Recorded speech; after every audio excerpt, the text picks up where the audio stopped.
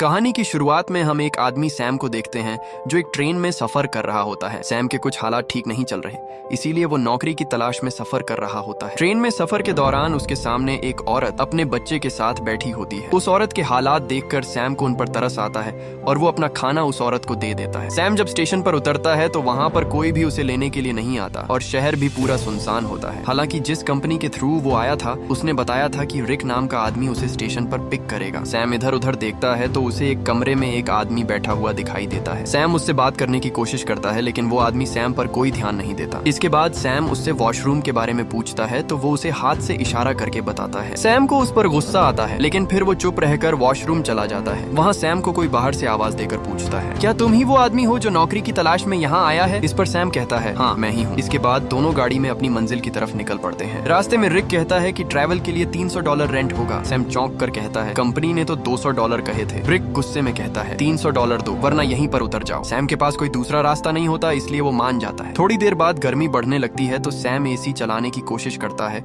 लेकिन रिक उसे मना कर देता है और कहता है, एसी चलाने से कार का इंजन जाम हो जाएगा और हम यहाँ पर फंस जाएंगे। अचानक गाड़ी का टायर पंक्चर हो जाता है। रिक खुद कुछ नहीं करता और सैम को गाड़ी का टायर ठीक करने के लिए कहता है। मजबूरी में सैम भी टायर ठीक करने लगता है। इसी दौरान वो देखता है कि दो कुत्ते आपस में लड़ रहे होते हैं और एक कुत्ता दूसरे को जख्मी कर देता है। रिक सैम से कहता है, घबराने की कोई जरूरत नहीं, यहाँ ऐसा होता रहता है। इसके बाद रिक खुद आगे जाकर जख्मी कुत्ते को मार देता है ताकि वो तकलीफ में तड़पता न रहे। ये देखकर सैम बहुत ज्यादा डर जाता है। इस पर रिक कहता है, तू डर क्यों रहा है? चल गाड़ी में बैठ, यहाँ से चलें। रात होते ही वो एक जगह गाड़ी में फ्यूल डालने के लिए रुकते हैं और वहाँ पर आग जलाकर कैंप लगाते हैं। रिक सैम से पूछता है, तू इतनी दूर यहाँ क्या करने आ रहा है? इस पर सैम कहता है, मेरी जिंदगी के हालात कुछ ठीक नहीं चल रहे, इसीलिए मैं इस कंपनी को ज्वाइन कर रहा हूँ और मुझे यकीन है कि कोई अच्छी जॉब मिल जाएगी जिससे मेरे हालात ठीक हो जाएंगे। रिक कहता है कि तू एक अच्छा इंसान है लेकिन जहाँ तू जा रहा है वहाँ खून के सिवा कुछ नहीं और सीधे साधे लोग वहाँ बेमौत मारे जाते हैं। इस पर सैम कहता है, फिर देखते हैं। सैम ने अब इरादा कर लिया था और अब वो पीछे हटने वाला नहीं था। अगले दिन वो दोबारा गाड़ी में सफर की तरफ रवाना होते हैं लेकिन इस बार सैम गाड़ी चला रहा होता है और रिक सो जाता है, जिसे देखकर सैम एसी को ऑन कर देता है। थोड़ी दूर जाकर गाड़ी का इंजन जाम हो जाता है। इसे देखकर रिक सैम पर बहुत गुस्सा होता है लेकिन अब कोई फायदा नहीं क्योंकि अब वो दोनों यहाँ फंस चुके थे। सैम रिक से माफी मांगता है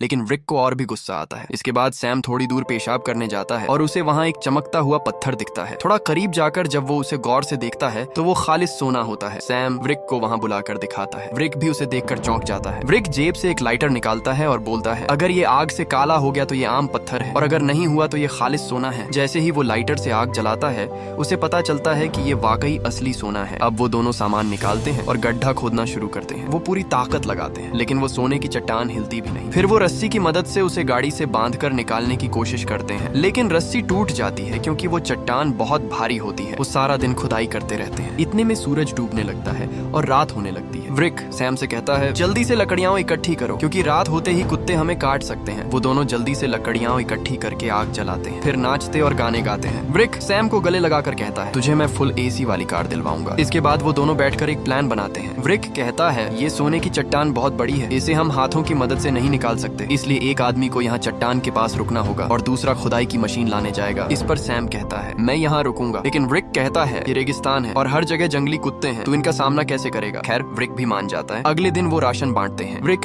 सैम को एक सैटेलाइट फोन और कुछ बैटरियां देता है ताकि वो एक दूसरे से संपर्क में रह सकें। रिक कहता है, मेरे एक दोस्त के पास खुदाई की मशीन है और वहाँ पहुँचने में मुझे 5 दिन लग सकते हैं, तुम यहाँ सोने का ध्यान रखना। और फिर वो वहाँ से चला जाता है। सैम सोने पर मिट्टी डाल देता है ताकि अगर कोई वहाँ से गुजरे तो सोने पर नजर न पड़े और वहाँ पर एक छोटा सा तंबू भी लगा लेता है जिसमें वो अपना सारा सामान रख लेता है। रात होने से पहले वो लकड़ियां भी इकट्ठी कर लेता है ताकि उससे आग जला सके। आग जलाकर वो कुछ खाना खाता है और बाकी खाने को रख देता है। इतने में उसे कुत्तों के गुर्राने की आवाजें सुनाई देती हैं और उसे एहसास होता है कि अकेला होने की वजह से वो उनके लिए एक आसान शिकार है। वो बहुत ज्यादा डर जाता है और अपने हाथ में चाकू पकड़कर सो जाता है। अगले दिन सूरज की तेज तपिश की वजह से उसकी आंख खुल जाती है। वो बहुत थका होता है और उसकी नींद भी पूरी नहीं हुई होती कि अचानक उसे फोन की बेल सुनाई देती है। वो भागकर उसे उठाता है लेकिन कॉल कट चुकी होती है। गर्मी से उसका बुरा हाल होता है। वो सुबह को सोचता है कि वो इस सोने को बेचकर सबसे पहले एक घर खरीदेगा। इसके बाद थोड़ी दूर उसे एक क्रैश हुआ प्लेन दिखाई देता है। वो फौरन उस क्रैश प्लेन के पास जाता है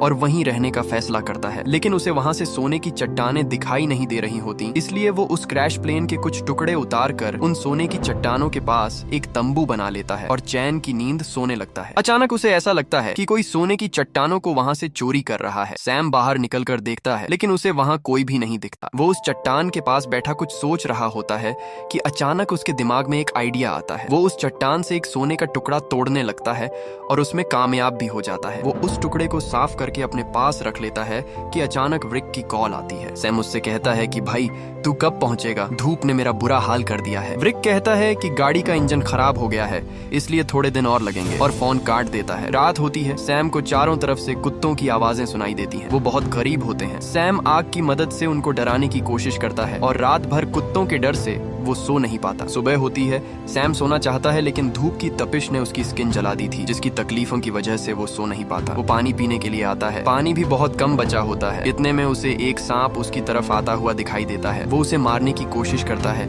ताकि उसे मारकर अपनी भूख मिटा सके क्योंकि खाना भी बहुत कम बचा होता है। लेकिन सांप को मारते वक्त पानी की बोतल भी गिर जाती है और अब सिर्फ थोड़ा सा पानी बचा होता है। वो प्लेन की तरफ जाता है कि शायद उसे वहाँ कुछ खाने को मिल जाए लेकिन अचानक वो सामने देखता है तो उसे एक इंसान आता हुआ दिखाई देता है। वो फौरन प्लेन में छिप जाता है लेकिन वो इंसान प्लेन के पास आकर सैम को बाहर आने को कहती है और पास आते ही पता चलता है कि वो एक लड़की है। वो सैम से पूछती है कि तुम यहाँ क्या कर रहे हो। सैम खामोश रहता है। वो कुछ नहीं कहता। सैम उससे कहता है कि तुम इस प्लेन में रह सकती हो और मुझे अकेला छोड़ दो। उस लड़की को शक होता है कि ये कुछ तो छुपा रहा है। वो सैम का पीछा करती रहती है। सैम समझ जाता है ऐसे तो इसे भी सोने के बारे में पता चल जाएगा, इसे किसी तरह यहाँ से भगाना होगा। इसलिए वो उससे कहता है तुम यहाँ से चली जाओ, मुझे तुम्हारी कोई जरूरत नहीं। लेकिन वो सैम की बात नहीं सुनती और उसके तंबू तक पहुँच जाती है। वो सैम से कहती है तुम जरूर कुछ छुपा रहे हो। अचानक उसकी नजर सोने पर पड़ती है और वो कहती है अच्छा तो ये बात है, तुम अकेले इस सोने के मालिक बनना चाहते हो। मैं तब तक यहाँ से नहीं जाऊंगी जब तक तुम मुझे इसमें से आधा हिस्सा नहीं दोगे। ये सुनकर सैम को बहुत गुस्सा आ जाता है। वो एक डंडा उठाता है और सीधा उस लड़की के सिर पर मारता है। लड़की एक ही वार से मर जाती है। सैम सदमे में पड़ जाता है। उसे यकीन नहीं होता कि उसने लालच में आकर किसी को मार दिया। वो खुद को संभालता है। लड़की से खाना और कुछ जरूरी चीजें निकालकर एक गड्ढा खोदता है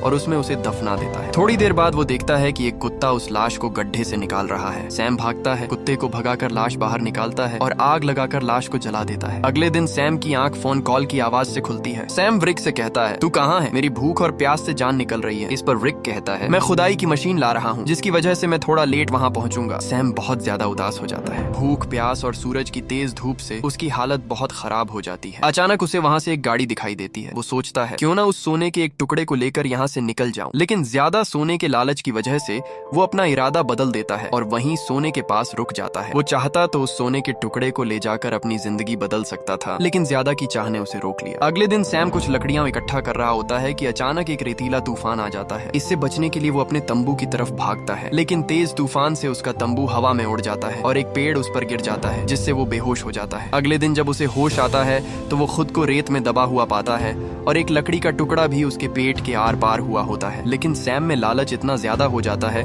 कि वो अपनी जान की परवाह किए बिना सोने की चट्टानों को ढूंढने लगता है और आखिर उसे वो मिल भी जाती है जिसके बाद वो खुशी से झूम उठता है। इसके बाद वो अपने पेट से उस लकड़ी को बाहर निकालता है लेकिन जख्म से बहुत खून निकलने लगता है। वो कपड़े का टुकड़ा लेकर जख्म बांधता है। मजबूरी में वो डिब्बे का एक टुकड़ा लेकर उसे आग में गर्म करता है और जख्म पर लगाता है लेकिन इससे उसे इतना दर्द होता है कि वो बेहोश हो जाता है। जब उसे होश आता है तो उसे वही लड़की दिखती है जिसे उसने मारा था। उसे कुछ समझ नहीं आता कि असल क्या है और नकल क्या है। अचानक उसे रिक की कॉल आती है। सैम रिक से कहता है तुम कहाँ हो, मुझे हर जगह वो लड़की दिख रही है। रिक पूछता है कौन सी लड़की, अगर कोई भी तुमसे सोने के बारे में पूछे तो तुम उसे मत बताना और जो कोई भी तुम्हारे रास्ते में आए उसे मार देना। लेकिन सैम की हालत इतनी खराब थी कि वो खुद अपने पैरों पर भी खड़ा नहीं हो सकता था। अचानक वो लड़की सैम को पानी पिलाती है और उससे मदद लेने के लिए कहती है लेकिन सैम सोने के लालच में इतना अंधा हो चुका था कि उसने मदद लेने से भी इनकार कर दिया। वो उससे पूछती है क्या तुमने मेरी जुड़वा बहन को देखा है, जिस पर सैम कहता है नहीं देखा, बस तुम यहाँ से चली जाओ। जिसके बाद वो लड़की वहाँ से चली जाती है। अचानक एक कुत्तों का झुंड सैम को घेर लेता है। सैम फौरन रिक को फोन लगाता है और कहता है जल्दी आ जाओ वरना ये कुत्ते मुझे मार डालेंगे, जल्दी आओ मैं मरने वाला हूँ। वो रोने लगता है। रिक कहता है मैं करीब पहुँच गया हूँ। लेकिन इतने में कुत्ते उस पर हमला कर उसे काटना शुरू कर देते हैं। तभी हम देखते हैं कि रिक दूर बैठा ये सब देख रहा होता है। असल में रिक बहुत दिन पहले ही यहाँ पहुँच गया था और बस वो सैम के मरने का इंतजार कर रहा था ताकि सारे सोने का वो अकेला मालिक बन जाए। इसके बाद रिक देखता है कि कुत्ते सैम को घसीट कर ले जा रहे हैं, फिर भी रिक उसे देखता ही रहता है। इसके बाद कुत्ते सैम को नोच नोच कर खा जाते हैं। रिक को पक्का यकीन हो जाता है कि सैम मर गया है तो वो गाड़ी लेकर सोना उठाने आता है लेकिन अचानक एक तीर आकर सीधे रिक के सीने में लगता है